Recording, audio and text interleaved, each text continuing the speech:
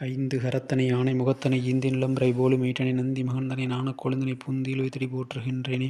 குரு பிரம்மா குரு விஷ்ணு குருதேவோ மகேஸ்வரகா குரு சாட்சாத் பரபிரம்மா தஸ்மை ஸ்ரீ குருவே நம. குருவே சர்வலோகநாம் பிசேபரவே நாம் இந்திய சர்வ வித்யானம் ஸ்ரீ தட்சணாமூர்த்தியே நமக. வணக்கம். நான் பொன்லோக நஞ்சூரர் கொடுமுடியிலிருந்து பேசுகிறேன். இன்றைய தினம் நாம் எதை பற்றி பார்க்கலாம் அப்படின்னா, யாருக்கு ஒரு குழந்தை கர்ப்பத்திலேயே மாண்டு விடும் அப்படிங்கிறத பற்றி பார்க்கலாம். அதாவது இப்போ ஒருவருடைய ஜாதகத்தில் 4க்குடையவனுக்கு பகை கிரகங்கள் போய் 4ஆம் இடத்தில் அமர்ந்திருந்து, அதாவது 4ஆம் அதிபதிக்கு பகை கிரகம் போய் 4ஆம் இடத்தில் அமர்ந்திருக்க, 5இல் குருவும் சனியும் இணைந்து அமர்ந்திருக்க, 5ஆம் இடத்துல குருவும் சனியும் இருக்கணும், சேர்ந்திருக்கணும். 12ஆம் இடத்தில் 5க்குடையவன் பகைக்கிரகங்கள் வீற்றிருந்தால், 12ஆம் இடத்தில் போய் 5க்குடையவனுக்கு பகைக்கிரகம் போய் 12ஆம் இடத்தில் வீற்றிருந்தால், அந்த ஜாதனுடைய பிள்ளைகள் தாயின் கர்ப்பத்திலேயே மாண்டுவிடும்.